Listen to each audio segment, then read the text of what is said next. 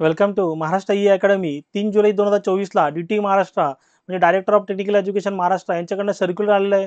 त्या सर्क्युलरनुसार direct second year डिप्लोमाची ॲडमिशनची रजिस्ट्रेशनची डेट इथे एक्सटेंड झालेली आहे. बघा इथे ज्या विद्यार्थ्यांनी 12th सायन्स केलेलं आहे किंवा ज्या विद्यार्थ्यांनी ITI केलेलं आहे अशा विद्यार्थी इथे डायरेक्ट सेकंड इयर डिप्लोमाला ॲडमिशन घेऊ शकतात. बघा हे सर्क्युलर डी महाराष्ट्राकडून आलेले आहे. बघा director of technical education Maharashtra 3 जुलै 2024चं सर्क्युलर आहे. मग आता आपण डेट बघू कशाप्रकारे डेट इथे एक्सटेंड झालेली आहे ती.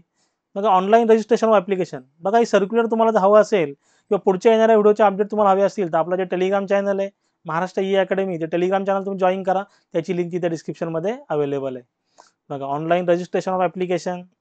बघा तुमचं रजिस्ट्रेशन स्टार्ट झालं आहे 12/6/2024ला म्हणजे 12 जूनला स्टार्ट झालेलं आहे आणि डेट जी एक्सटेंड झालेली आहे ती 22 जुलै 2024 पर्यंत एक्सटेंड झालेली आहे. त्यानंतर तुमचं डॉक्युमेंट व्हेरिफिकेशन अँड कन्फर्मेशन आहे. त्याची सुद्धा डेट इथे 22 जुलै 2024 पर्यंत आहे. बघा डॉक्युमेंट व्हेरिफिकेशन अँड कन्फर्मेशनच्या 2 स्टेप्स इथे आहेत, 2 प्रोसिजर आहेत. एक तुमचं ई व्हेरिफिकेशन आहे, दुसरं तुमचं फिजिकल व्हेरिफिकेशन आहे. ई व्हेरिफिकेशनमध्ये तुम्हाला सिम्पली फॉर्म फिलअप करायचा आहे. नंतर जी काय असेल ती फीज पेड करायची आहे. तुमचं तिथे ऑनलाईन फॉर्म तिथे व्हेरीफाय होईल.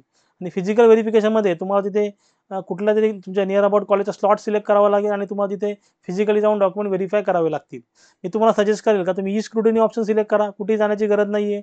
तुमच्या फॉर्ममध्ये काय क्वेरी असेल ते तुम्हाला फोन करून इन्फॉर्म करतील आणि तुमचं घरी बसूनच फॉर्म तिथे व्हेरीफाय होईल.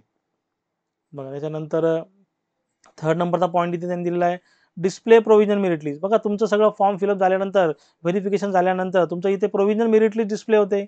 म्हणजे तुमच्या कॅटेगरीमध्ये रँक किती आहे, तुमच्या स्टेटमध्ये तुमचा रँक किती आहे, सगळं तिथे डिस्प्ले होतं आहे 24/7/2024ला.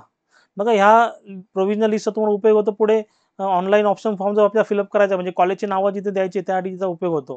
तुम्हाला समजेल तुमच्या मेरिटनुसार तुम्ही तिथे ऑप्शन फॉर्म तिथे फिलअप करू शकता.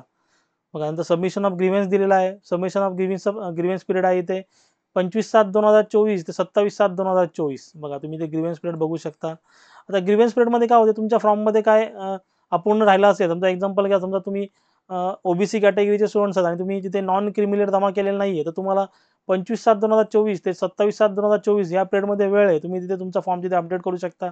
नॉन क्रिमिलेट डॉक्युमेंट तिथे अपलोड करू शकता आणि तुम्ही ओपनमधून तिथे OBCमध्ये कन्वर्ट होऊ शकता. मग आता इथे भरपूर विद्यार्थी फॉर्म इथे अपडेट करतील. त्यानंतर 5 नंबरचा पॉईंट बघा फायनल मेरिट लिस्ट तुमची डिस्प्ले होईल. ते होईल 29/7/2024ला. याच्यानंतर तुमचं तिथे कॅप राऊंडच्या प्रोसेसला स्टार्ट होईल आणि कॅप राऊंडचे रूल्स अँड रेग्युलेशन नीट समजून घ्या. याच्यावरती मी सेपरेट व्हिडिओ बनवेल. बघा याच्यामध्ये आता काय डाऊट असेल, या व्हिडिओमध्ये काय डाऊट असेल तुम्ही जरूर मला कमेंटमध्ये विचारू शकता. आणि मी सांगितलेलं समजलं असेल तर चॅनलला लाईक, शेअर, सबस्क्राईब करा. साईडला जे बेल आयकॉन बटन आहे ते प्रेस करा म्हणजे माझ्या पुढच्या येणाऱ्या व्हिडिओचे नोटिफिकेशन तुम्हाला सर्वात पहिले भेटेल. थँक्यू.